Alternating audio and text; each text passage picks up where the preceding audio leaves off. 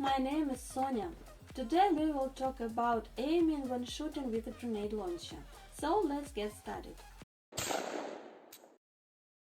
Based on my experience of playing with a grenade launcher, I made some conclusions for more accurate shooting and economic grenades. To begin with, I shot my grenade launcher. Based on the formula, a body is thrown at an angle to the horizon. Let's look at the diagram.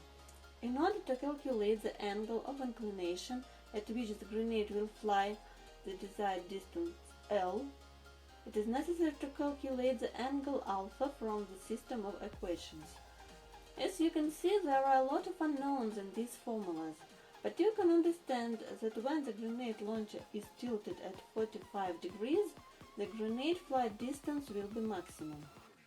Therefore, it is possible to reduce the system of equations to this equation. From it, you can calculate the angle of inclination of the grenade launcher for the desired distance. Then you need to make test shots. After that, you can put more accurate marks for the distances we need on the grenade launcher. There is an important point here. The grenade's flight distance depends on many factors such as wind and air temperature. The gas used also affects. With CO2, the flight distance is 1.5 times further than using green gas. I made the marks on the grenade launcher, but usually I also make adjustments for temperature and wind. How to determine the distance to which you need to shoot? Of course, you can carry a laser rangefinder with you, but it is cumbersome and inconvenient. The simplest solution is to print a rangefinder scale and stick it on the barrel of a grenade launcher. According to it, you can see the distance to the target like this. The goal, scale and distance form two proportional right triangles. To make a mark on the rangefinder scale, it is necessary to calculate the proportion. M is the length of the arm. L is the distance to the target.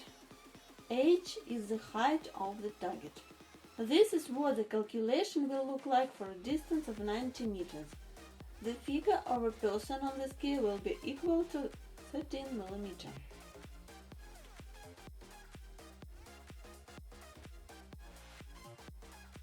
It is also necessary to take into account the value of derivation. Since I shoot grenades from tug-in, then in flight these grenades rotate and deviate to the right of the target.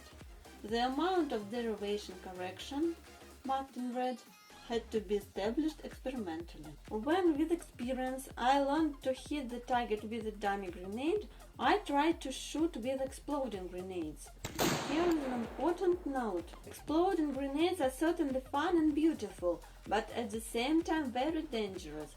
Therefore, it is optimal to shoot so that the grenade explodes in flight over the target like this. Exploding grenade will scatter the balls just on the enemy. Grenades have different delay times, so it is important to use the grenade according to the distance. If the enemy is hiding under a tree, you can shoot at the tree and the grenade stopped by the branches will fall on him. If the enemy is hiding next to the wall, you can shoot at the scene and grenade will ricochet and fall on him. This can be done so that the grenade would ricochet around the corner. You can also shoot with a canopy from behind a shelter, for example.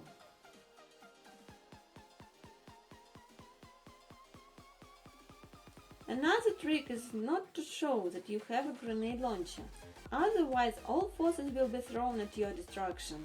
The silhouette immediately shows what the fighter is armed with. The use of a grenade launcher on a gas rather than a pyrotechnic charge gives an advantage in stealth.